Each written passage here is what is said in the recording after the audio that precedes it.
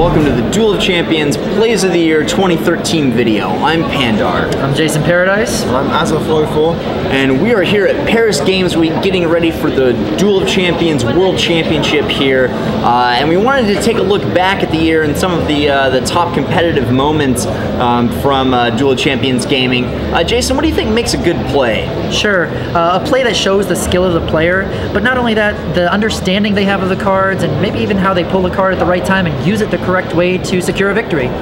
Cool, I couldn't agree with you more. Let's jump right in. We are going to start off with number 5. This is from a match from Aza's YouTube channel featuring Cuckoo99 showing off some pretty impeccable defense.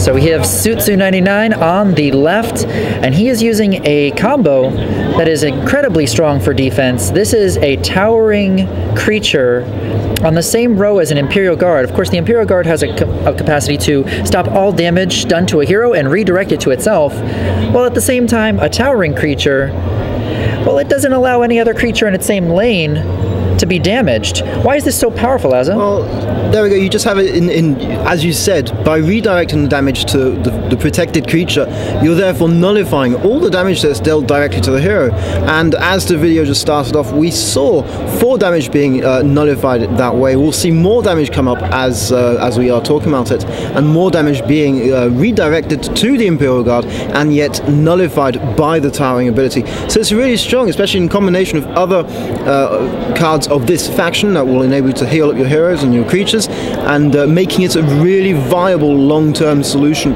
to taking damage later on in the game. For sure. I mean, we see so much damage being put through right now, and none of it's actually being eaten up by the hero whatsoever because it's being redirected. Couple this with the fact that Alia has a healing mechanic for an ability, and you have a very strong combination of abilities all melding together for an impeccable defense. While some people might not say this is the strongest capacity, it's still a very viable option for Haven play with Alia.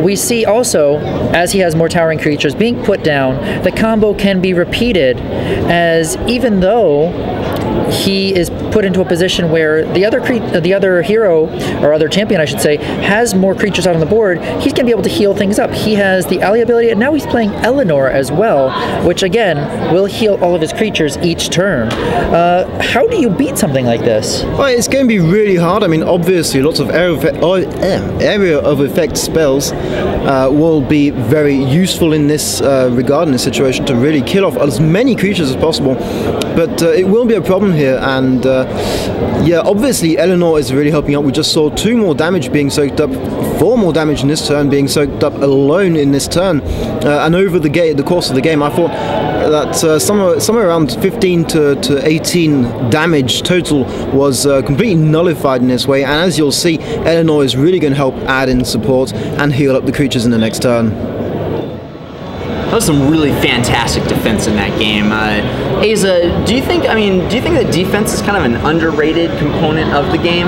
Absolutely. I mean, enabling your hero to be protected by your creatures is really crucial throughout the game, but it's something that's really hard to actually get right when you start off the game, and learning when to protect and when not to protect, when maybe to sacrifice creatures, is essential later on in the game. So yeah, it's absolutely underrated, I think, at the start of the game. For sure. Well, we're going to jump right into number 4, where we're going to see Cuckoo99 again, and this time he's going to show off how to beat the very intimidating Kieran. So let's have a look and see.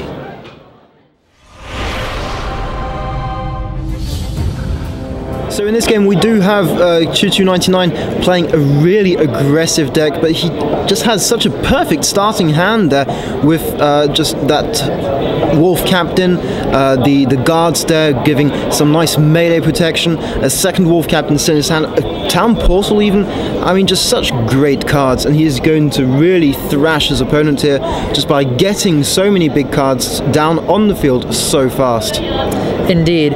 What a strange thing to see, a Jeziel deck focused around rushing. And not only that, he has perfect cards, as you were saying, to be able to dispatch an opponent incredibly quickly. He not only has the defense from his ranged guard characters in his hand, but also he has that town portal, which could really come into play by eliminating crucial defense, as he already is set up for such a brutal attack. Week of Austerity comes into play as well, that event card, which is going to prevent his opponent from putting down other creatures. And all of a sudden, he's in a perfect position to do a ton of damage next turn with very little retaliation possibility. No, absolutely. Look at this. We're already on turn 4, basically, turn 5, and he's got 5 creatures on the board. He can deal nearly 10 damage, if I'm not mistaken, in this turn, and despite his opponent boosting up creatures in order to finish off that Wolf Captain, he's still got so much in his deck. Those elite squires will be nice in case his opponent brings out some archers. He's got Week of the Mercenaries that he can play with, which he's actually going to be using right now to boost up even more his creatures there, giving him the opportunity of really inflicting so much damage on his opponent. And he's now got 0 action points left, but if I'm not mistaken, he is going to do something that I consider being a bit trollish here by healing up one of his cards before attacking, despite it not really adding anything to the game, and he's just left his enemy with 2 health points already. This is such a crucially, perfectly executed maneuver, I should say, using that Week of the Mercenaries and grabbing the card and actually having what, 10, 12 damage pushed through this early in the game. And now our Kieran player is in such a position where he has no way to defend all of these lanes. Even if he dispatches the enemies that are in front of him and has a way to block off everything, there's still a town portal in our player's hand, and I don't see any way that he can't win on this turn. So very aggressive, completely out of left field, as a rush Jeziel deck is not something everyone expects to see so often. We see a town portal from Alpha as well, but that shouldn't be enough, as Susu is going to be able to take home the victory by eliminating his opponent. So basically here we go, the final turns, and we are going to see Tutu play that town portal, open up that second row, and deal the 2 damage that was left. That was very well played in a pretty quick game against a good opponent. But we're going to move right into play number 3 of the year. This is a very infamous play now from our German player in Clace. He was the first person to stream this strategy, and it's kind of snowballed into something bigger. You want to set this up for us? Sure. Amar, the name is striking fear into players in Jackpot and Swiss tournaments at the moment. It's become something that's really impacted the game quite a bit, and it's a strategy that's basically allowing you to kill your opponent in 1 turn. Well, it sounds pretty serious, so let's take a look at this.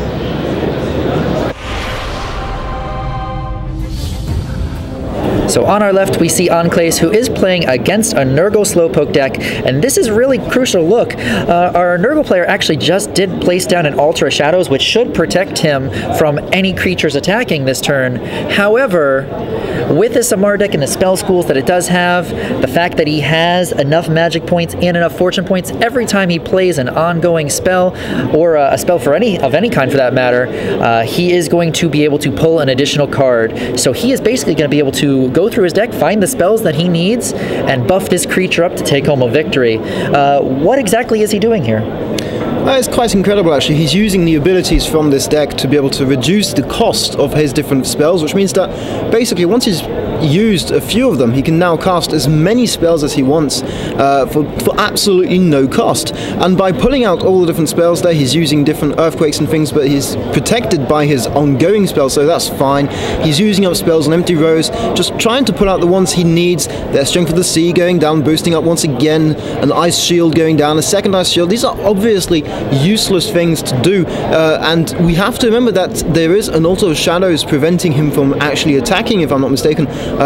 So it'll be interesting to see how he bypasses this with the Strength of the Sea, as it does have Fortune Ward. We see him continuously put out some more cards thanks to Amar's ability, continuously using more and more zero-cost spells, making sure he's got the spells he needs. You see buffing up once again, back up to 11 damage output now. Hopefully he can find the spells he needs. He has to deal 17 damage output.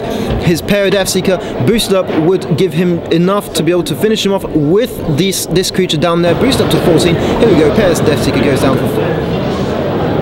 So that was pretty brutal. That's not something you necessarily want to go up against, but it would be kind of fun to drop that pain on an opponent. But let's move to number 2, the number 2 play of the year, and I'm personally excited about this. This is from the Road to Paris competition, from the August online qualifier and the semifinals. Paradise, you want to set this up for us? For sure. Nilly Combs, one of our 8 finalists here in Paris, he actually was trying to qualify during the August qualifier and ended up playing against Cars 233, I believe it was, and brought a Kamis to the fight, which is a champion we don't normally see as much of in the competitive side of things. Very rush heavy, very strong, but he was in a bad predicament and still managed to skirt out a win.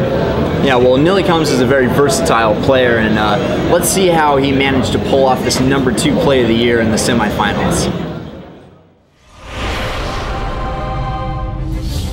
And here we go with Nilly Combs on the left, playing a Stronghold deck, and he's going to be doing something very interesting here, using different abilities combined with the events down at the bottom there to boost up creatures and then surprise his opponent. Can you explain this to us, how exactly this has just worked? Sure. Nilly Combs actually looked like he was in a quite precarious position here, as he did have an entire full board of creatures against him on the other side of the battlefield. He uses a Broken Bridge, removes one, and then attacks with his Shredder. It was buffed up by Week of the Mercenaries for 1 additional damage. Only 1 health point left on Cars 233, his opponent. We do see a Banshee top decked on Cars 2 side, so if he does pull that card, he will have the ability to kill that Shredder. So much damage coming through to Nilly Combs. And we do see that Shredder die. He would need the perfect combination of cards to win this game right now. He's going to pull a card, grabs a Sacrificial Altar. Using his Campfire, he does secure another Shredder. This is going to be the game right here, as he's going to be able to take a creature from his hand, place it down onto the battlefield, use the Sacrificial Altar to open a lane, and secure the victory by buffing his Shredder and punching Karstu in the face. Well, that was a very exciting play, and I think we're all looking forward to see Nilly Combs bring that kind of action to the World Championship here in Paris. But for now, we have our number 1 play of the year, and this play comes from the Stronghold faction, which I personally think is a little bit underrated and underused. Asa, do you want to tell us kind of like why Stronghold can be so powerful? Well, the essence of Stronghold is to be able to be very versatile and hit very hard when it counts. And most of the creatures aren't necessarily very strong per se at first, but they become extremely powerful thanks to the enrage capacity. And some of the whole idea behind that is knowing when to get your creatures killed. It may sound weird, but that's how enrage works. And some people are just extremely good at that. Yeah, it's kind of a weird thing to pull off, but when the people who do it well, it can be pretty intimidating. We're going to see an example of that right now in our number 1 play of the year. Check it out.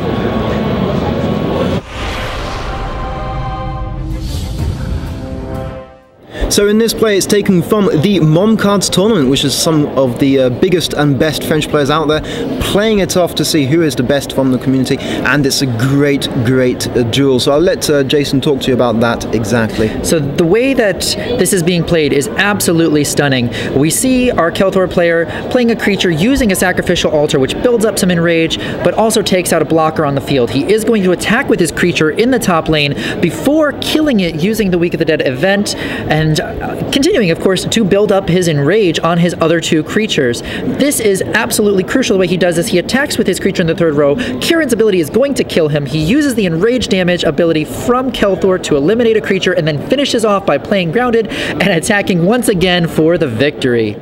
So that was some serious power, totally taking out his opponent in 1 play. Now guys, why did you rank that your number 1 play of the year? Well, in my opinion, Kelthor is probably one of the hardest champions to use in the entire game, and using him to perfection, it requires quite a bit of skill. Knowing when to kill your own creatures, to buff up that enrage counter on each of your creatures, and then strike when it really counts the most, deal your damage, and secure your victory. Yeah, moreover, I think that building a deck around killing your own creatures is surprisingly difficult, because it's a notion you don't actually find very often, and it's really hard to build a competitive deck deck that enables you not only to kill your own creatures, but also to benefit greatly, or at least at the most possible from that. Absolutely. Well, thank you guys so much for being here.